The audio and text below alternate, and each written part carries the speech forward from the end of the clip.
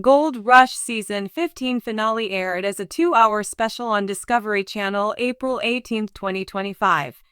The episode followed Parker Schnabel, Rick Ness, Tony Beets, and Kevin Beets on their final pushes to hit their season goals before winter stopped.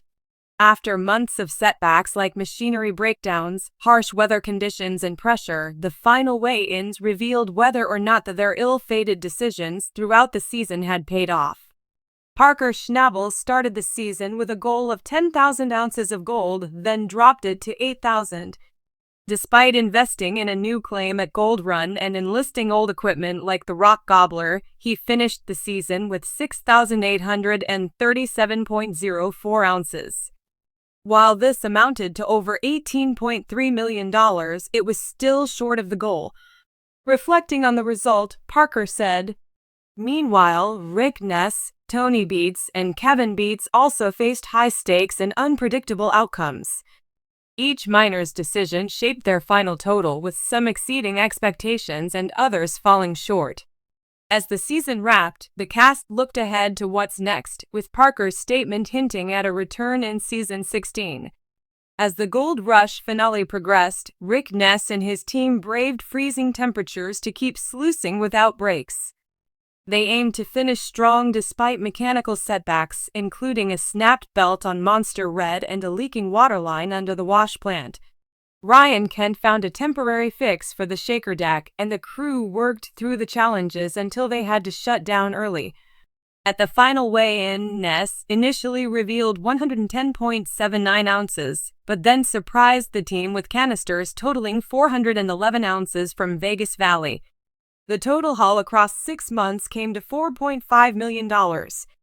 Ness even added a $50,000 bonus to thank his crew and shared that they would return if the water license was renewed.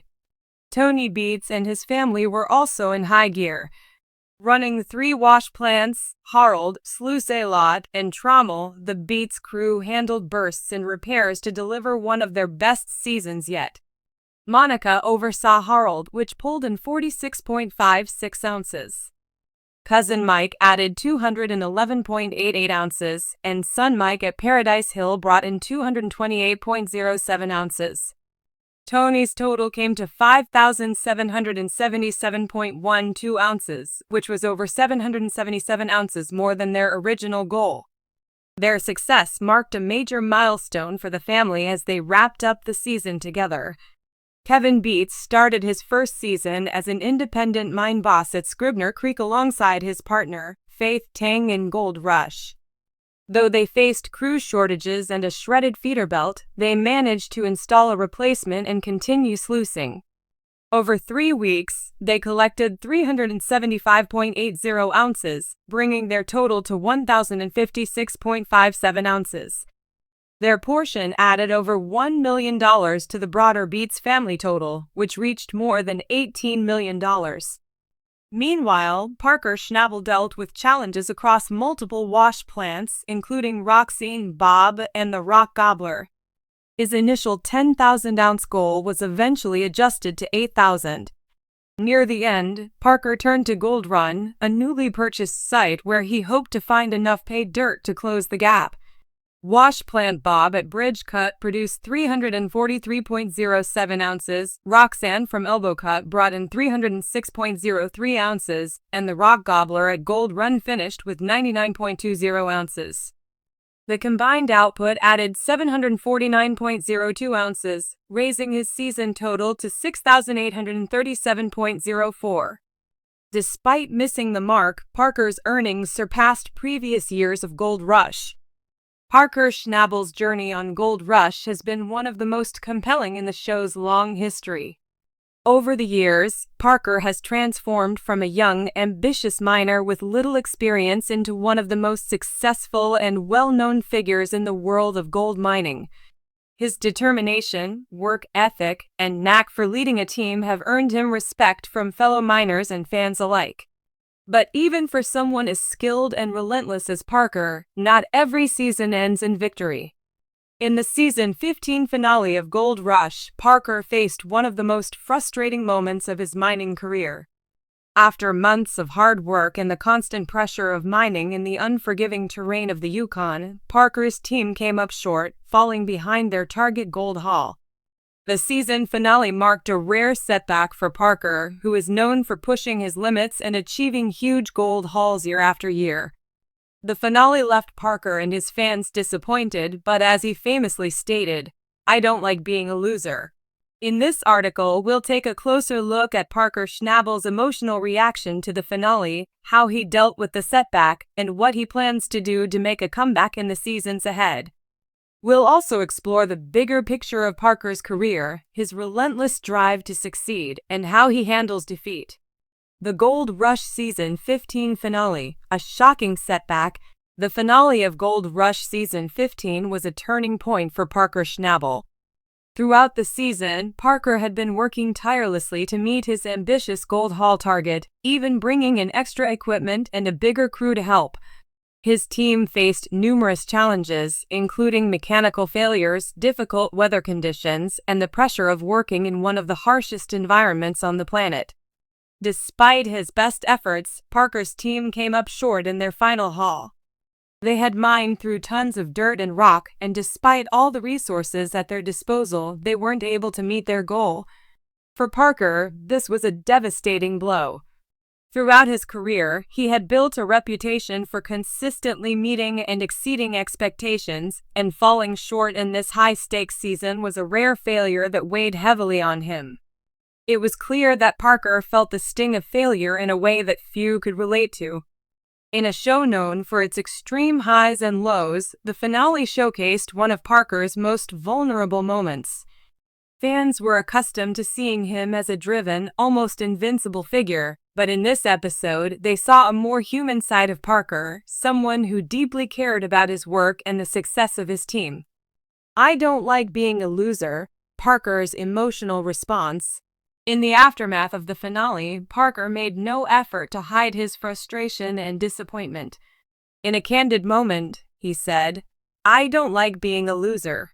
This statement, while simple, encapsulated the emotional turmoil he was going through. For someone who had given everything to this project, coming up short was a tough pill to swallow. Parker's words resonated with fans, many of whom had watched him grow from a young, rookie miner into a leader who had achieved record gold hauls. They saw how much he cared about his success, and his candid admission of defeat made him even more relatable to viewers who had been rooting for him throughout the season. Parker's emotional reaction also underscored the immense pressure he faces as a leader. In the world of Gold Rush, every season is a gamble and the stakes are incredibly high. The constant risk of failure looms over every move, and for someone like Parker who takes his role as team leader seriously, the weight of a missed target can feel crushing. But despite the disappointment, Parker refused to let the loss define him. In the same breath as his "I don't like being a loser" statement, he vowed that he would come back stronger than ever in the next season. This resilience, the refusal to let one failure stop him, is part of what makes Parker such a compelling figure. It is this unwavering determination that has made him successful over the years, and he was not about to let one setback derail his career. A look back at Parker's incredible journey. Before delving into Parker's vow for a comeback, it's important to reflect on how far he's come. When Parker Schnabel first appeared on Gold Rush, he was just a teenager, working under his grandfather, John Schnabel, on the Big Nugget mine.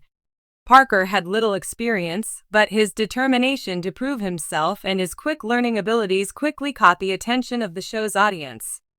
By the time he took over the Big Nugget mine, Parker was already showing signs of the savvy businessman and talented miner that would lead him to great success. He was known for his ability to manage large-scale operations and make bold decisions. Under his leadership, Parker's team was able to extract impressive amounts of gold year after year. His first season as the lead was a triumph, and it set the stage for his continued success on the show. However, Gold Rush is no easy feat. Each season presents new challenges, and with those challenges come failures. Parker has had his fair share of setbacks, whether it be mechanical issues, unexpected delays, or difficulties with his crew. But through it all, he has shown a remarkable ability to bounce back, learn from his mistakes, and refine his strategy for the next season. Parker's journey has been one of growth, both as a miner and as a person. His success hasn't come without sacrifices, and he has often had to make difficult decisions. But his resilience, work ethic, and leadership have made him one of the most respected miners in the business. His ability to weather the ups and downs of gold mining has earned him a loyal fan base who continue to support him even during the tougher times.